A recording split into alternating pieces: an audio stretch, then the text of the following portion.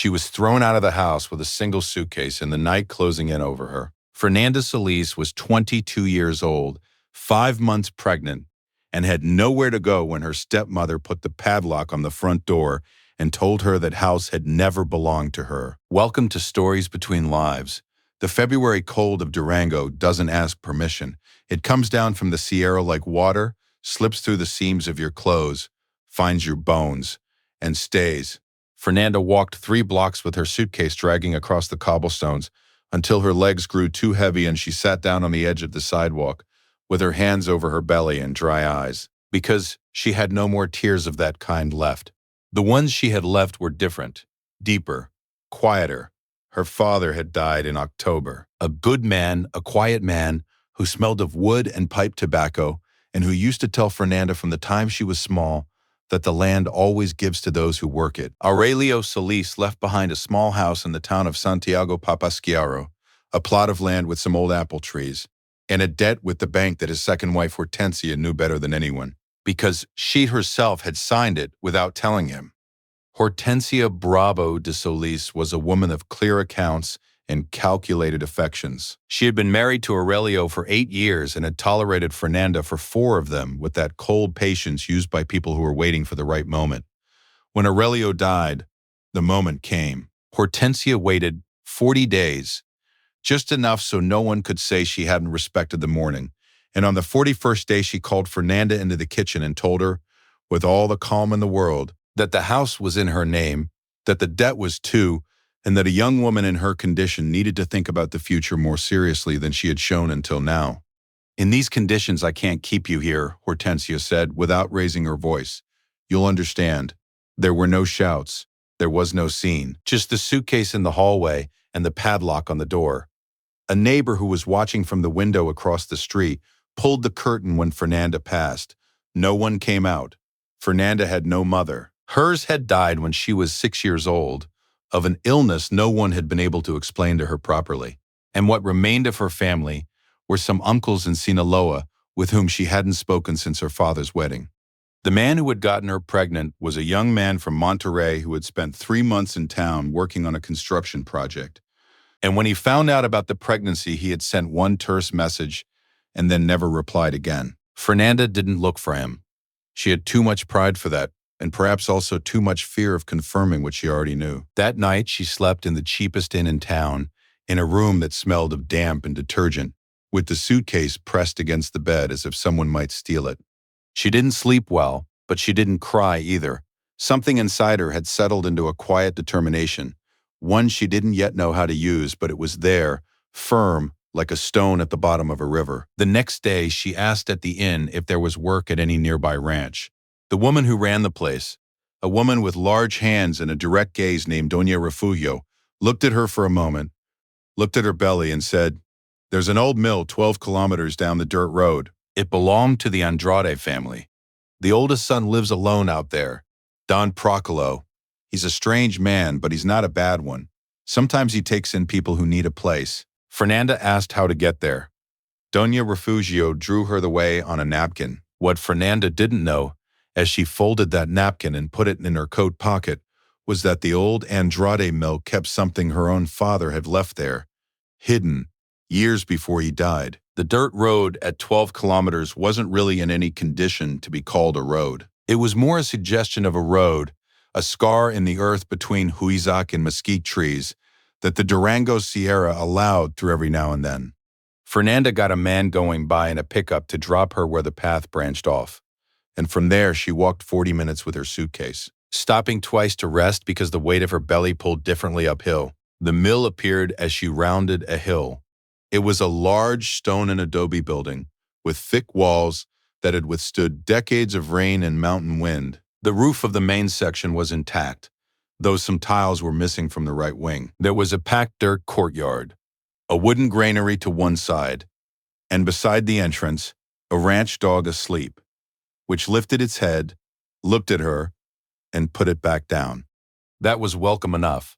Don Procolo Andrade was inside adjusting something on an old machine with a wrench. He was a man in his 60s, lean but with broad shoulders, with a white mustache and hands black with grease and dirt. When he heard footsteps, he turned around, looked Fernanda up and down with eyes that didn't judge but calculated, and waited.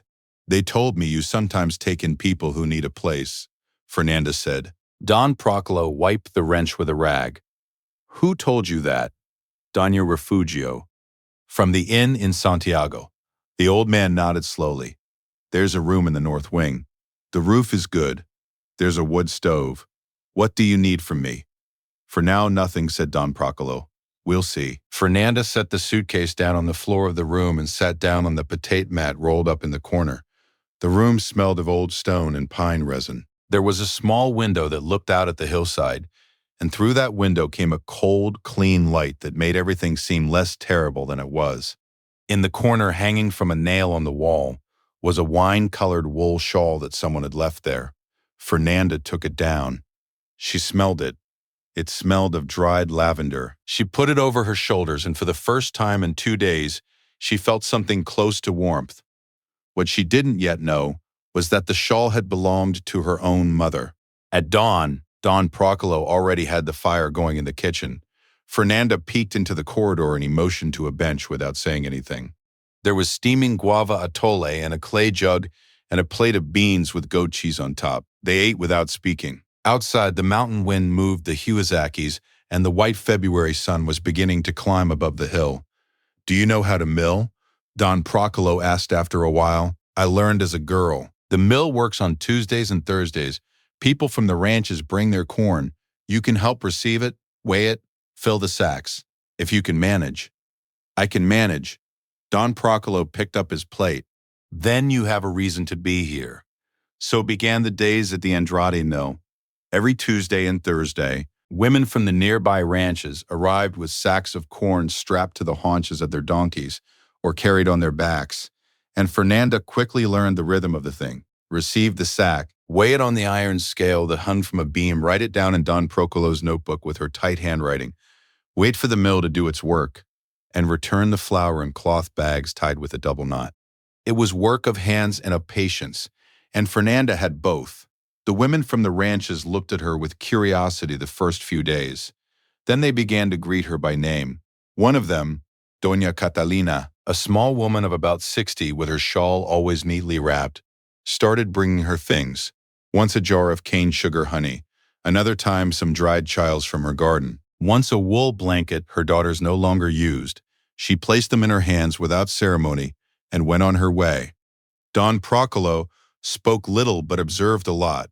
Fernanda learned to read his silences, the silence of approval, which was a kind of satisfied stillness when she did something well, the silence of concern, which was different, heavier, and which sometimes made him go stand by the window and look out at the hill, as if searching for something. He had several of those silences during the first week, and Fernanda didn't know why until the moment came. It was a Wednesday afternoon, with fine rain tapping against the small window, when Don Procolo came into Fernanda's room with a wooden box under his arm. It was a long box of dark oak, closed with a leather strap. He set it on the table and stood in front of her with his hands in his pockets.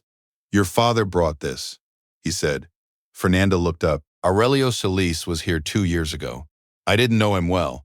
I knew him by name from when the Solis and the Andrade families had dealings with the same corn buyer at the market in Durango. He came one Tuesday afternoon, alone, without notice.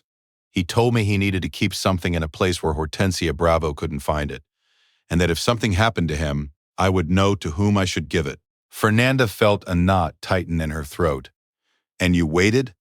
I waited for you to come, said Don Procolo. Your father said you would come.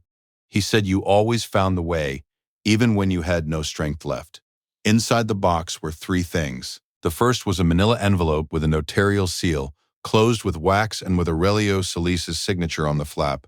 The second was the wine-colored wool shawl that Fernanda had found hanging on the nail in the wall. And the third was a small black and white photograph of a young woman with a baby in her arms, standing in front of what was clearly the mill, decades ago. On the back, in her father's handwriting, it said, Your mother was here. This place knew her before I did. Fernanda took the photograph with both hands and looked at it for a long time. She swallowed hard, slowly. Then she opened the manila envelope. The document inside was a notarized partial will, drafted and signed by Aurelio Solis before the notary Bernabe Cienfuegos of the city of Durango, with 2 registered witnesses. In it, Aurelio declared that the land with apple trees on the outskirts of Santiago Papasquiaro, which had not been included in the debt signed by Hortensia because it had been registered in Fernanda's name since she turned 18, was the exclusive property of his daughter. The document included the registration number in the municipal land registry, the date of the deed, and a footnote stating that any action to transfer or encumber that land without the signature of Fernanda Solis was null and void by full right. Notary Cienfuegos had the copy. Don Procolo had the original. Fernanda read the document twice. She folded it. She pressed it against her chest. She closed her eyes and for a moment didn't know if she wanted to cry with relief or with anger that her father had kept silent for 2 years. Then she thought that perhaps Aurelio Solis hadn't known how to tell her, that he was a quiet man who kept important things in oak boxes and left them where someone trustworthy would look after them. That this was how he had loved, without enough words, but with actions that lasted.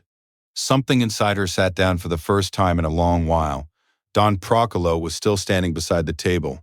Fernanda looked at him. "Did you know about the land?" "No. I only knew that what was in that box was important, and that you had to receive it. And if I hadn't come..." The old man looked at her for a moment. "Your father said that wasn't going to happen." 4 days passed before Hortensia Bravo appeared at the mill. She arrived in a nephew's truck, with a folder under her arm, and that expression of someone coming to resolve a minor matter that has cost her valuable time. She stepped down into the packed dirt courtyard, looked around with the gesture of someone appraising what a place is worth, and found Fernanda beside the iron scale, taking the sack from a woman from one of the ranches. "I already know you're here," said Hortensia. "What you think you have isn't what it seems. Your father didn't understand paperwork well. I know that better than anyone," Hortensia's nephew added, from behind her, with his thumbs hooked into his belt. "Better to settle this in the family, without bothering anyone else.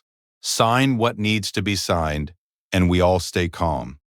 Don Procolo came out of the mill then. He walked slowly until he stood between Hortensia and Fernanda, and there he stayed, still, with his hands clean, that day because it was Wednesday and there was no milling. When he spoke, he did so looking Hortensia in the eyes without hurry. "The Solis land with the apple trees has been registered in the Santiago Papasquiaro Land Registry under Fernanda Solis's name for 4 years. Notary Cienfuegos in Durango has the original document with 2 witnesses. Aurelio Solis registered it before any debt and outside of any marital property. That isn't a family matter. That belongs to her." Hortensia opened her mouth. "Notary Cienfuegos can see you Monday morning if you have any questions," Don Procolo continued. "I can give you the number." The nephew looked at his aunt. Hortensia looked at Fernanda. Fernanda looked at them with her feet firm on the dirt floor, with her hands crossed over her now round belly, and said without anger, with a calm that had cost her dearly, "My father wasn't a man of many words. But what he did well. There's nothing more to talk about here." Hortensia pressed the folder against her chest. She looked at the mill, the courtyard, the hill behind. She calculated. Then she turned around and got into the truck. The nephew followed her without speaking. Doña Catalina, who had arrived that day with her sack of corn and had been standing beside the granary without anyone seeing her, muttered something under her breath and crossed herself. That was all. Never underestimate the quiet person who leaves everything in order before going. By the time spring arrived at the Andrade mill, the packed dirt courtyard had clay pots with red geraniums that Fernanda had set against the stone wall, and the smell of freshly ground flour mixed in the mornings with the smell of clay pot coffee that drifted from the kitchen window.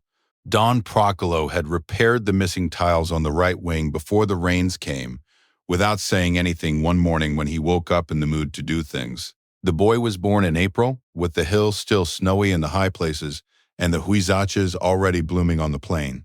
Don Procolo waited in the corridor all night with a cup of coffee in his hand, and when he heard the first cry, he took off his hat, placed it on his knees, and said quietly, "Good evening, sir." He didn't say to whom.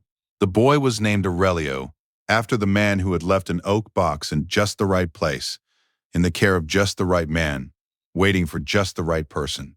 The wine-colored shawl was now folded over the cradle that Don Procolo had sanded and varnished in the granary over 3 consecutive afternoons without saying anything to anyone. Fernanda had placed it there the night before the birth. It was the closest she could be to her mother without ever fully having known her. One Sunday in May, women from 4 different ranches came to the mill, with food and with children, and with the wish to celebrate something that had no precise name but that everyone understood. They set up a long table in the courtyard beneath the eaves, and there were beans from the pot and freshly made tortillas and hibiscus water, and Doña Catalina's cane sugar honey sweetening the atole. The children ran around the dirt courtyard, and the ranch dog followed them with renewed enthusiasm. Don Procolo sat down next to Fernanda at the end of the afternoon, with little Aurelio sleeping in the basket between them, and said without looking at her, looking instead at the hill, "Your father chose the place well." Fernanda looked at him, then she looked at the mill, the thick stone walls that had withstood decades, the old machinery that still ground, the Durango mountain with its snow up high and its flowers below. "God first, Don Procolo. And you, who didn't close the door. Sometimes life pushes us toward a place we didn't ask for and didn't expect, and it turns out that place was holding exactly what we needed to find." Fernanda Solis arrived at that mill without knowing that her father had left there the truth that Hortensia could never take from her, because she never knew it existed. That is what they can't steal from you when someone who loved you left everything in order, in silence. Have you ever found a home where you weren't expecting to find one? If this story touched something in your heart, leave your comment below. Tell us what part of Mexico or where in the world you're watching from today. Subscribe to the Stories Between Lives channel and turn on notifications so you don't miss a single story. Share this story with someone who needs to know that what is yours doesn't disappear, even if someone tries to take it from you. Until the next story, a hug from heart to heart. "We're staying here," Fernanda told the child one night as she rocked him by the window that looked out at the hill. "This place knew us before we arrived."